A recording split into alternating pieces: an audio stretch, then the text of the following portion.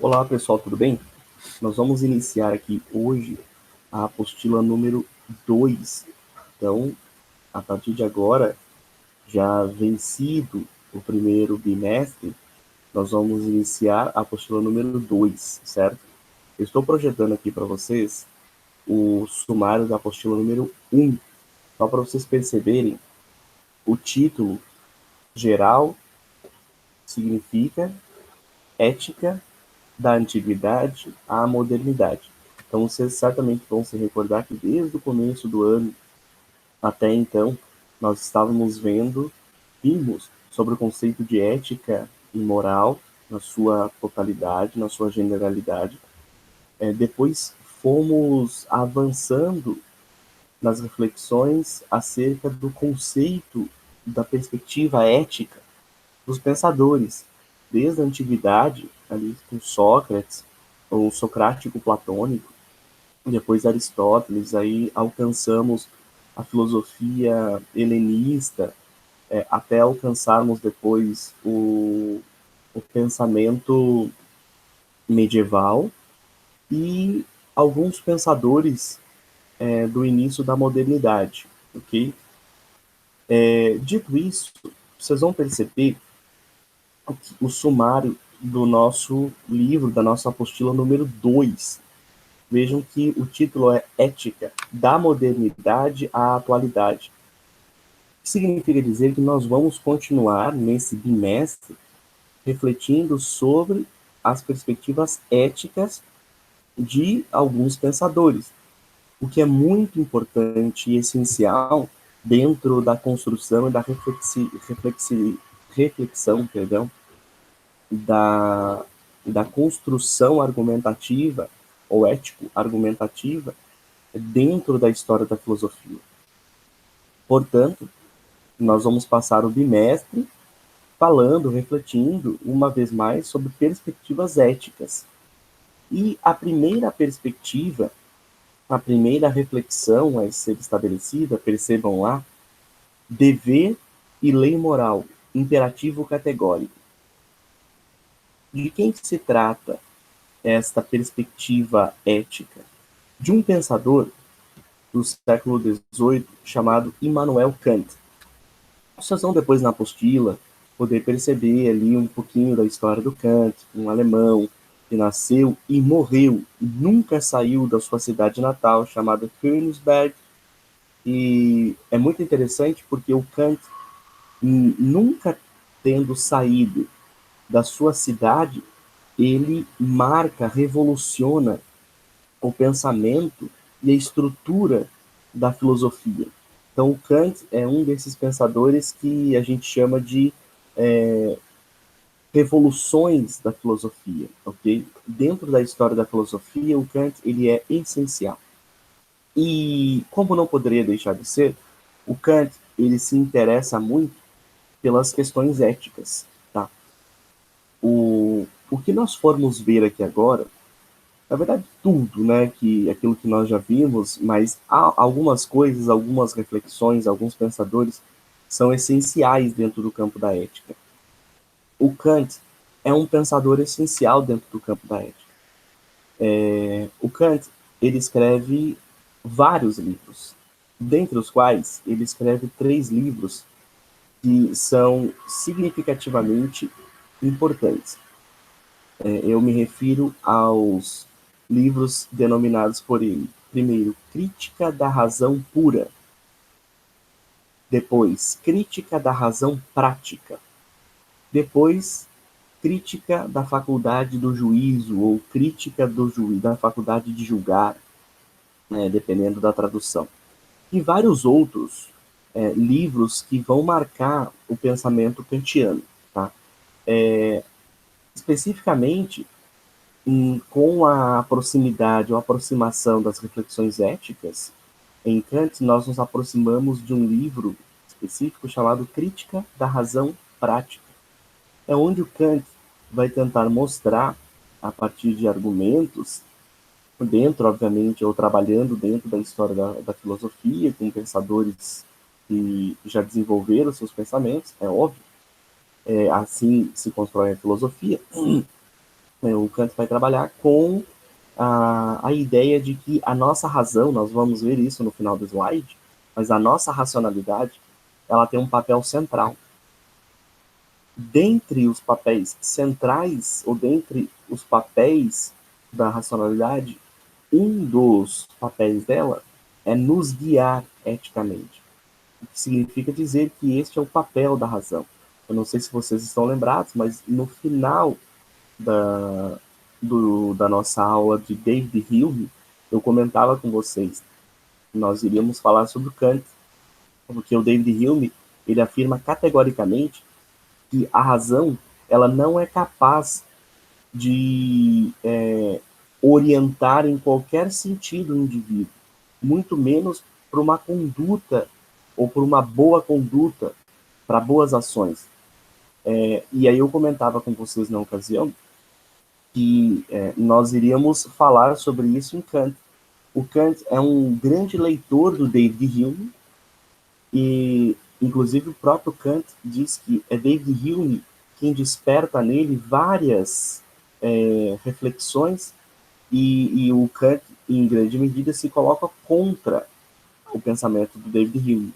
O David Hume é um empirista.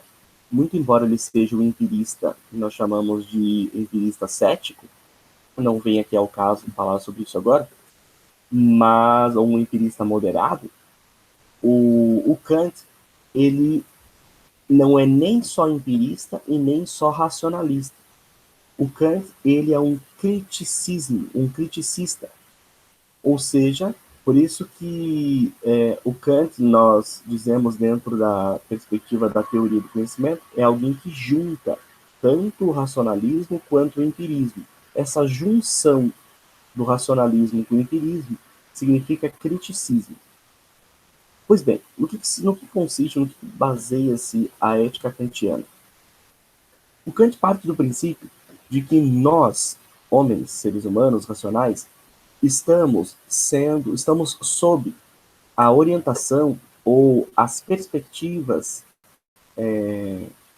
sobre a atividade da lei moral universal. Vejam lá, a ética kantiana parte do princípio de que existe uma lei moral universal. O que são leis morais ou uma lei moral universal? São princípios morais válidos sem exceção para todos os homens. Então nós estamos sob, digamos assim, entre aspas, o julgo de uma lei moral universal. As nossas ações devem ser todas pautadas por essa lei moral. Por que o devem ali, ele está grifado em negrito? Porque nós vamos ver adiante, a ética kantiana é uma ética do dever. Então, quando eu digo que a nossa lei moral, quando as nossas ações, elas devem ser pautadas por uma lei moral, não é da nossa escolha se eu devo ou não praticar determinada ação. Eu devo. Eu devo. Para Kant, a lei moral é efetivada pelo imperativo categórico que diz. Então, um imperativo categórico. Imperativo, nós sabemos das nossas aulas de língua portuguesa, que é um comando. Então, a lei moral, isto é, agir moralmente, é para Kant, ou traz corresponde a um imperativo, a uma ordem, ok? O que ele vai chamar de imperativo categórico. Esse conceito de imperativo categórico é muito importante para a gente. O que diz o imperativo categórico? Age, veja, imperativo, ó, age de tal modo que a sua ação se torne sempre uma norma universal. Percebam que sua ação e norma universal estão ali identificadas entre chaves, ok? Isso é muito importante para a gente já vai destrinchar essas duas frases. Mas, então, sob leis morais, nós somos guiados a partir de um imperativo, chamado por Kant de imperativo categórico, cuja inscrição é age de tal modo que a sua ação se torne sempre uma norma universal. Ok? A gente depois volta para essa norma universal, mas o que o Kant está tentando mostrar é que todas as nossas ações, definitivamente todas as nossas ações, elas devem se tornar espelho para as outras pessoas. Ou seja, é preciso agir de modo tal que a sua ação, ao ser vista por outros indivíduos a tomem como uma norma universal. Ou seja, se você quer que as pessoas ao seu entorno, aquelas pessoas que observam e estão em contato com você, se você deseja que elas ajam desta ou daquela maneira, você deve ser o primeiro agente, ok? Por isso que é preciso agir de tal modo que a sua ação, ao ser vista por outros indivíduos, ela se torne a uma lei. Eu costumo dizer o seguinte, para ficar bem didático. Eu tenho uma filha. Eu não tenho, tá? É só um exemplo. Eu tenho uma filha. Só que ela é uma adolescente, ok? Por sinal, muito bonito, cujo corpo é muito bonito. E eu definitivamente não gosto que homens assediem a minha filha. Sobretudo quando estão perto de mim. Pois bem, mas quando eu estou longe da minha filha, eventualmente da minha esposa, ou quiçá, sei lá, se eu sou ou não separado, isso não importa, eu estou longe da minha filha, eu, quando vejo uma mulher com um corpo bonito e etc., eu a provoco, eu a assedio. Veja que para Kant, a lei moral, muito embora eu não esteja perto da minha filha, ela deve prevalecer. Age de tal modo que a sua ação se torne uma norma universal. O que significa dizer que se eu quero que não mexam ou assediem a minha filha, eu também não posso mexer nem assediar outras pessoas, porque eu quero que as minhas ações se tornem espelho para as outras pessoas. O Kant, ele deposita em nós uma responsabilidade tão grande que as nossas ações devem se tornar espelhos, ok? Uma vez mais, elas devem se tornar uma lei universal, tá? Pois bem, então ali está destacado sua ação e norma universal. Sua ação, se a gente for imaginar dentro da frase, ó, age de tal modo que a sua ação, ela sempre vai depender de alguém. Portanto, a frase a sua ação, ela corresponde a uma prática, à vontade do indivíduo, ok? A ação sempre é decorrente da vontade, sempre vai depender de que alguém a pratique.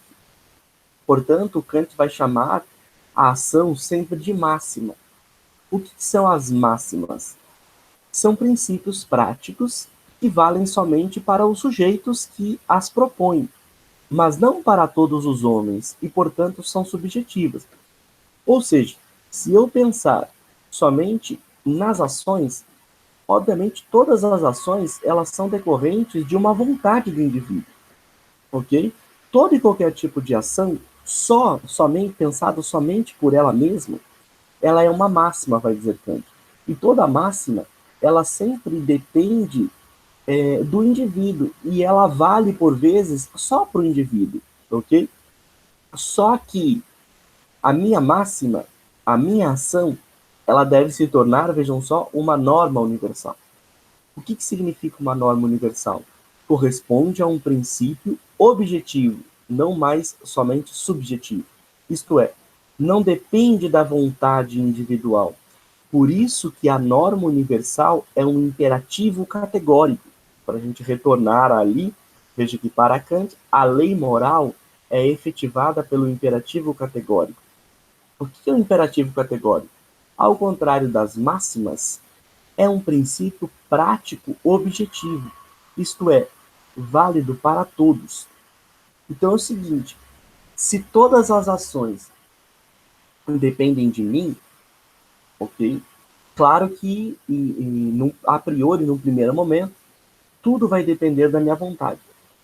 Só que as minhas ações, elas devem se tornar uma norma universal.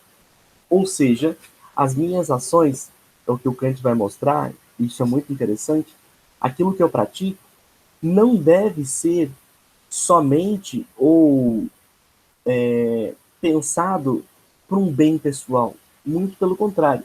Se as minhas ações elas devem ser espelhadas por outros, eu vou praticá-las agora não mais somente pensando nelas por elas mesmas, mas as minhas ações elas devem caminhar sempre a partir de uma norma universal, o que o Kant vai chamar de um imperativo categórico. Ou seja, as minhas ações, não sendo mais somente ações subjetivas, ações que me levam a um ganho pessoal, elas devem sempre caminhar a partir de uma validade para todos. Por isso que, para Kant, o imperativo categórico vai guiar as minhas ações.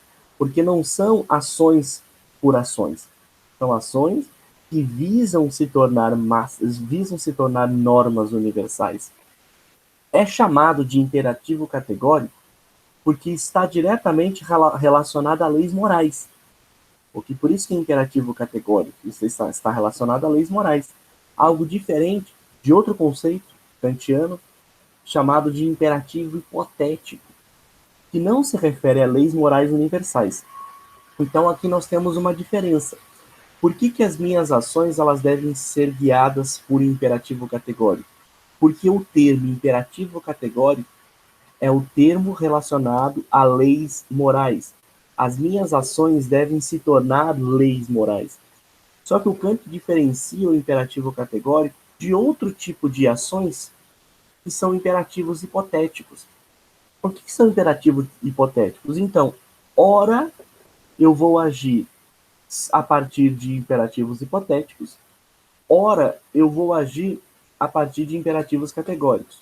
Quando é que eu sei que eu estou agindo ou as minhas ações se referem ao imperativo hipotético ou elas estão referidas ao imperativo categórico? Todas as vezes que as minhas ações apontarem para leis morais, elas são relativas a imperativo categórico. Todas as vezes que as minhas ações apontarem para ações que não dizem respeito a leis morais, elas estão relacionadas ao imperativo hipotético. Então vejam só, são imperativos hipotéticos quando determinam a vontade só sob a condição de que ela, a vontade, queira alcançar determinados objetivos. A gente viu que a vontade significa o indivíduo que pratica algo. Então, os imperativos categóricos, eles são determinados quando o indivíduo, ou determinam quando o indivíduo quer alcançar determinados objetivos. Por exemplo, se quiseres passar de ano, deves estudar. Se quiseres ser campeão, deves treinar. Se quiseres ser saudável, deves comer corretamente. Vocês percebem aqui que passar de ano, estudar, ser campeão, treinar, ser saudável, comer corretamente. Isso não é uma lei moral. Ou seja, é um tipo de ação, é um tipo de vontade que, por vezes, pode prevalecer só para mim, pode valer só para mim. E eu não posso tornar isso uma lei moral universal.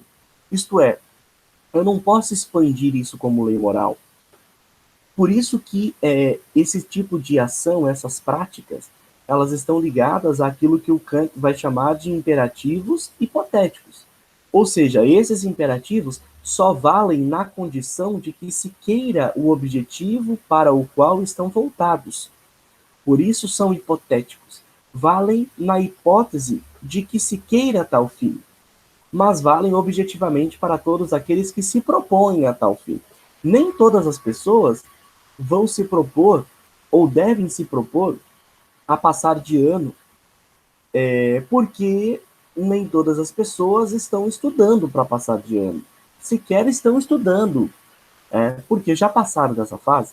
Veja que são tipos de ações que você não consegue impor para todos, ok? Porque não são leis morais.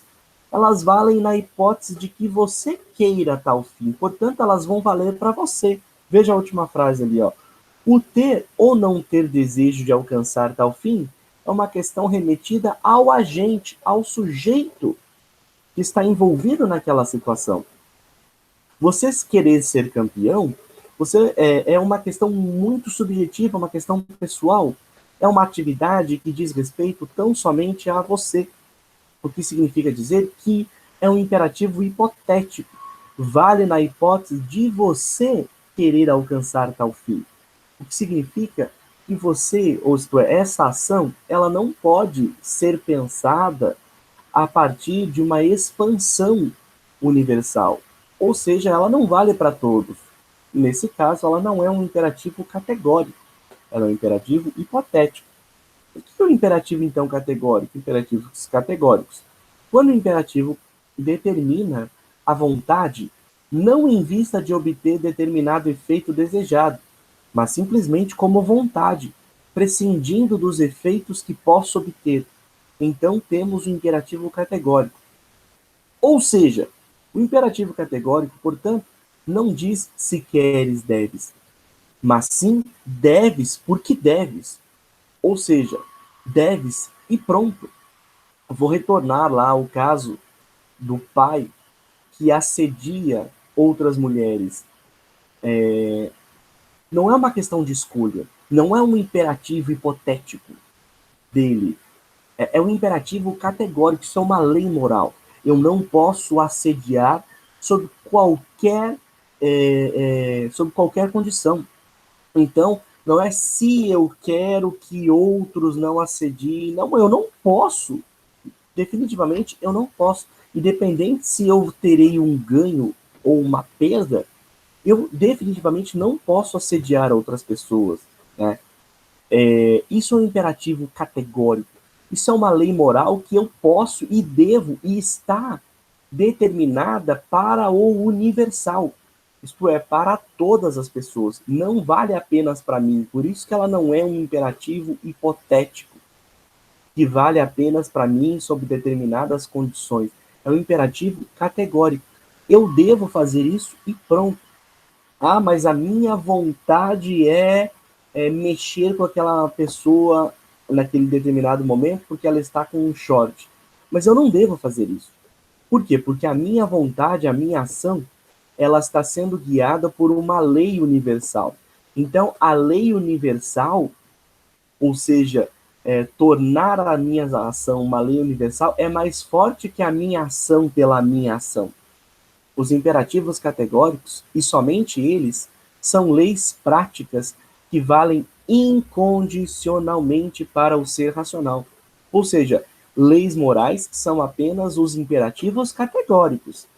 Elas são universais e necessárias. A lei moral é um imperativo categórico, ou seja, incondicionado, válido por si mesmo. Por isso, retornando lá à nossa frase, age de tal modo que a sua ação, que no início eu posso pensar, é a minha ação, é a minha vontade, ok, mas a sua ação, ela deve se tornar uma lei universal. Percebam uma coisa, a sua ação, que no primeiro momento você pode pensar, bom, é um imperativo hipotético, é a minha ação, mas a sua ação, ela deve passar de uma mera hipótese e alcançar uma lei universal, uma norma universal. Ela deve ser categórica, ou seja, ela deve valer para todos e não só para você, certo? Dito isso, segundo Kant, o imperativo categórico, ou seja, a vontade, o desejo individual de cada sujeito, é determinado pelo cumprimento da lei moral universal. Lembra que eu falei com vocês do deve?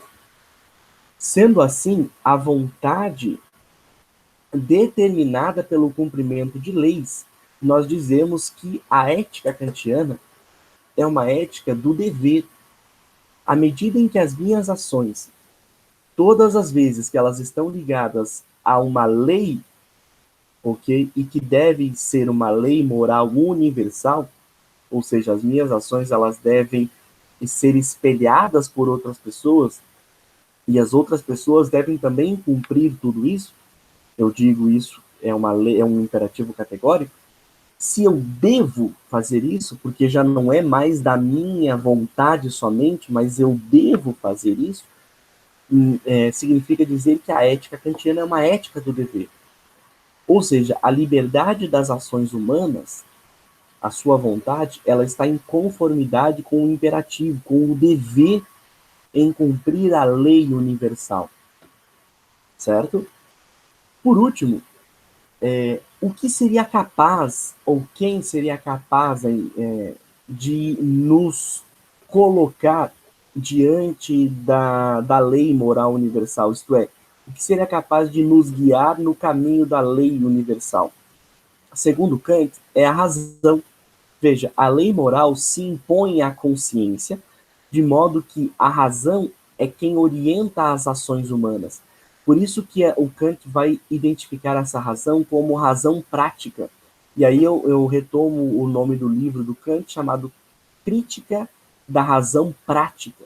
Ou seja, a nossa razão ela é capaz de determinar a vontade e a nossa ação moral.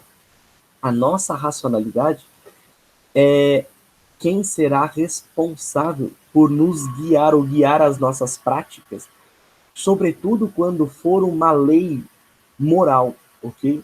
Sobretudo quando estiver ligada à lei moral. E se está ligada à lei moral, ela deve ser universal, ou seja, valer para todos e não apenas para mim. É tarefa da razão controlar a vontade, os desejos e encaminhar o homem à correta ação moral. E aí a pergunta: por que nem sempre o homem age conforme a lei moral universal? Me leva a não agir conforme a lei moral universal.